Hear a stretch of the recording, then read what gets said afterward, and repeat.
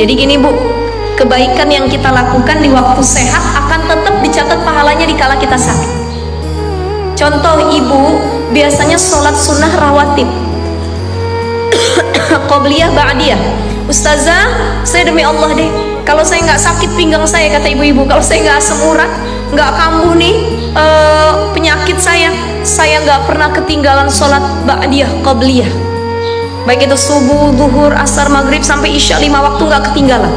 Ya, satu ketika kita dihadapkan kondisi sakit, ya Allah, saya bisa sholat wajib aja udah alhamdulillah, ditambah qobliyah ba'diyah nggak sanggup ya Allah, maka wajibnya yang saya kerjakan di waktu sakit itu, ibu nggak melakukan kebiasaan baik yang pernah ibu lakukan, itu tetap dicatat amal baiknya semua.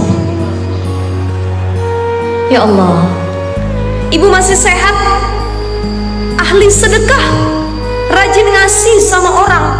Begitu sakit dan kita nggak mampu untuk bersedekah, Allah masih catat pahala kebaikan sedekah tersebut.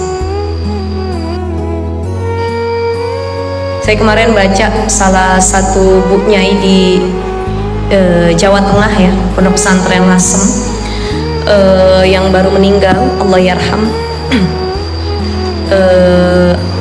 Beliau itu kata putrinya punya kebiasaan baik selama hidupnya itu ahli sedekah.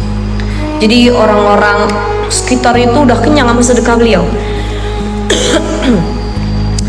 Tukang-tukang beca tuh kenyang dapat sedekah. Bahkan kalau ada orang bertamu, tamu itu kan adalah raja, betul ya Bu ya? Tamu tuh raja.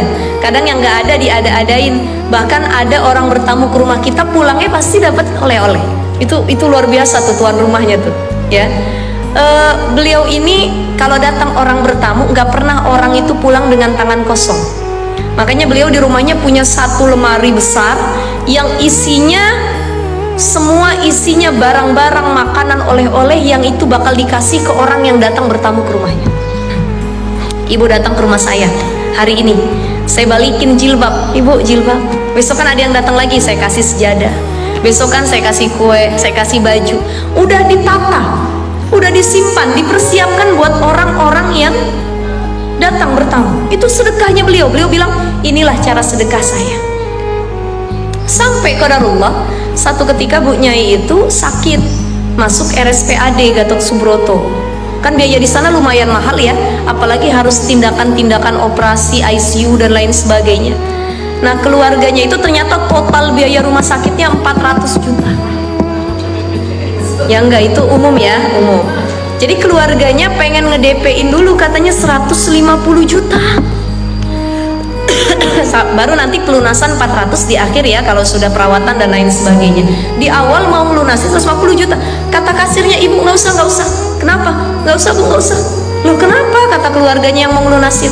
Ini biaya ibu ini di rumah sakit ini, alhamdulillah sudah ada yang melunaskan sampai 400 juta. Tuh, itu baru balasan Allah di dunia. Ya, nggak tahu siapa. Jadi mungkin ada orang muhsinin yang pernah ditolong sama beliau, kemudian tahu kalau beliau ini lagi sakit, ya, berpesan sama pihak rumah sakit, tolong jangan disampein saya tuh siapa, jangan dikasih inisial, jangan kasih tahu saya siapa, nggak perlu tahu mereka. Yang jelas saya mau ngebantu, mau bayarin Bu Nyai. Udah dibayar 400 juta, kaget keluarganya. Ya Allah, ini salah satu kebiasaan karena beliau semasa hidupnya ketika nggak sakit, lagi sehat afiat, tangannya gatal pengen sedekah mulu. Kayaknya satu hari tanpa sedekah tuh ada yang kurang gitu dalam hidup. Bahkan waktu sakit saja, bukan cuman Allah jaga pahala dan kebaikannya, tapi Allah balas kebaikan dari orang lain kepada dirinya.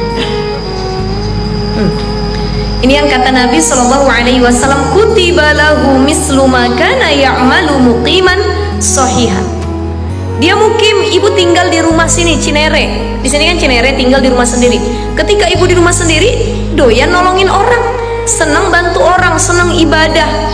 Satu ketika ibu di perjalanan nggak sempet nolongin orang, maka kebaikan yang ibu lakukan ketika di rumah nggak kemana-mana akan tetap dicatat, kata Nabi, walaupun ibu sedang bepergian jauh. itu yang disampaikan oleh Nabi Shallallahu Alaihi Wasallam.